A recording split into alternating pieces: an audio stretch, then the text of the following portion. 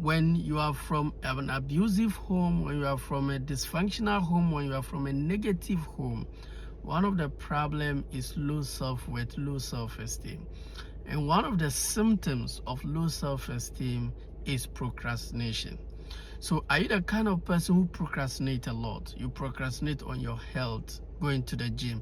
You procrastinate on your finances, doing something to improve your finances. You procrastinate on your marriage. You procrastinate on your visiting your kids. You procrastinate on visiting your family. You procrastinate on completing that project at work. You procrastinate on so many things. If you are from a dysfunctional home and you have a low self-worth issue and you keep on procrastinating, I'm trying to connect them for you. Today, I have 2 practical steps to help you overcome procrastination. The first one is I want you to consider the negative consequences of that action you've been doing. So that thing you've been procrastinating on, I want you to pick a paper and a pen and draw a line. What are the negative consequences of me keeping on procrastinating on this? So for instance, if you're not going to the gym, what is the negative consequences? For me, I feel depressed. I feel weak. I don't feel energetic. I feel sick. I don't feel good. That's a negative consequences. Now, after you've listened, you ask, do you want to continue to get that results? No, because insanity is doing the same thing and expect a different results. Now that I know the negative consequences of not going to the gym is this, do I want to get that? Do I want to continue to feel? No. Then what do? I get up to do what I need to do. Now, the other part of the people you write, what is the benefit of going to the gym? I feel happy. I feel good. I feel strong. I feel positive. Mentally, I become alert. I become smart. Your physical state affects your mental state, and your mental state affects your emotional state. When you are depressed, it's because you are thinking depressed. And if you are thinking depressed, because you feel depressed. So when you go to the gym, it hypes you. There's this endorphin, there's this I don't know how they call it. There's something you feel. It's a good feeling, you know. Oxytocin or what, I don't know. You feel good about it. Now the second thing, maybe it's your finances.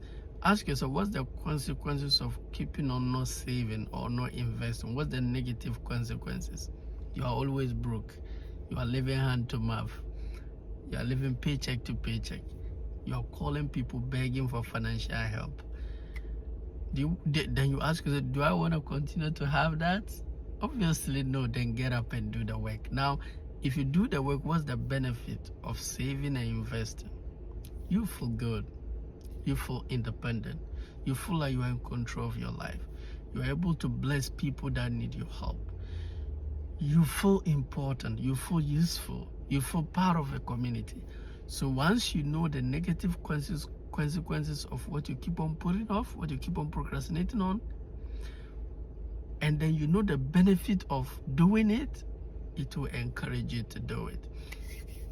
Even if it is a project at work, you keep on procrastinating, ask yourself, what's the negative consequences of when I keep on procrastinating? What's the negative consequence? Number one, your boss is going to get fed up, get tired. Secondly, they're going to sack you. And 3, you're not going to get money.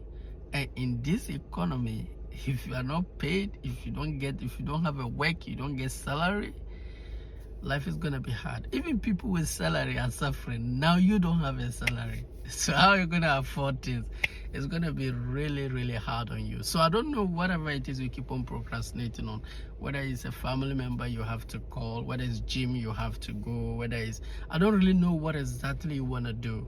I want to encourage you to ask yourself, what is the negative consequence of me keeping on procrastinating? What's the negative consequences? After that, you ask yourself, am I okay with the results? If no, then you write the benefits of when you do it. Now, the second thing to help you overcome procrastination is to consider the 20-80 rule. But they call it Pareto principle, 20-80 rule. What it really means is that 80% of your results will come from 20% of your activities. Normally, one of the reasons we start to procrastinate is when there's a lot on your table. You get stressful mentally, you get stressed. Now, if you're able to identify 20% of your activities that bring in 80% of your results, then, and you only have 24 hours, it helps you to clearly focus on them. I've been able to identify my 20% activities. One is my health, one is my spirituality, third is happy relationship with my wife, with my kid, my career, my finances, my business, my friendship, doing things that I love, interests, and other things. So every day I spend time on those areas. I spend time on those areas. So I want you to identify what are the 20% of activities that brings in 80% of your results. Once you know them, you don't need to joke with them. You have to do them, because that will give you the better results you really needed. It's very, very important. I don't want to waste much time. I wish you guys all the best. Assalamu alaikum. Bye bye.